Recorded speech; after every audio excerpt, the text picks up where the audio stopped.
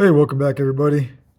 If you watched part one, you saw how I take apart a GEC knife. So today we'll be detailing the steps that I follow to put new handles onto a knife.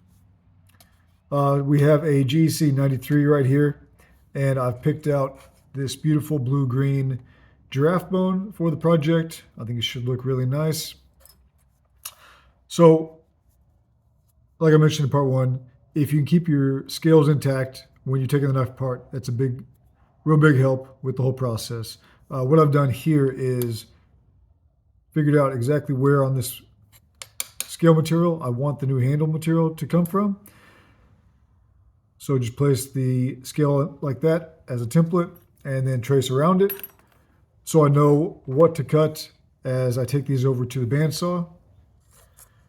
Another consideration is going to be with any kind of natural material, any bones, any jig material, of course, mammoth, anything that has a nice surface texture or a pattern on it. You want to make sure that you're grinding from the back and thinning the material out so that when you go to glue up your new handle material, it's almost flush with the bolster and it's not sticking up, because then you're gonna have to ground off from the top. So I'm gonna take these over to the bandsaw, cut out a rough shape of the scale pattern, and then take it over to the grinder and grind off a little bit from the back, flatten everything up, and thin it out until it's just about even with the height of the bolster. All right, I got the scales rough shaped, cut out, and then sanded to the appropriate thickness. The ends have been squared up. And I can just barely catch my nail on the bolster. So these are perfect thickness. Shouldn't have to take very much off the top when I'm shaping them. So first thing I'll do is get some sandpaper. I think this is about 400 grit. And just a little sanding block.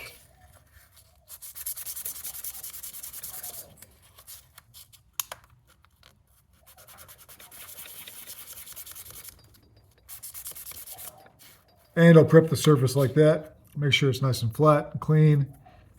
Give it a good surface for the adhesive to stick to. I'll clean this up a little bit as well, just with some soap and water.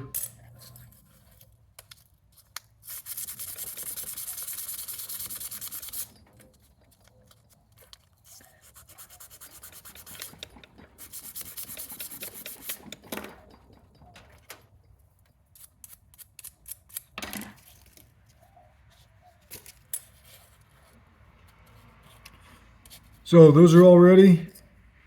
Got my scales ready.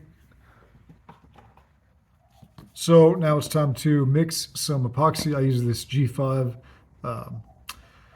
5-minute adhesive. Works pretty well. I'm not too concerned about using the strongest epoxy or anything, since I'm going to pin all my scales onto the liners anyways. But this is what I use. You can grab a little cup to mix it in, popsicle stick to mix it and apply. And once I do that, I'll show you the next step. Okay, I've got the epoxy mixed up, spread a little bit out in the liners, put the scales on, and then clamped everything to this just flat piece of steel to make sure there's no warpage happening as the epoxy dries.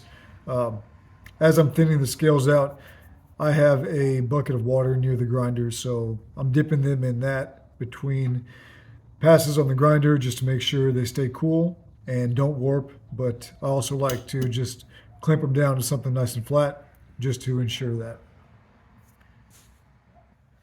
And since that's going to take a few minutes to dry and fully set, this is probably a good place to stop the video for today.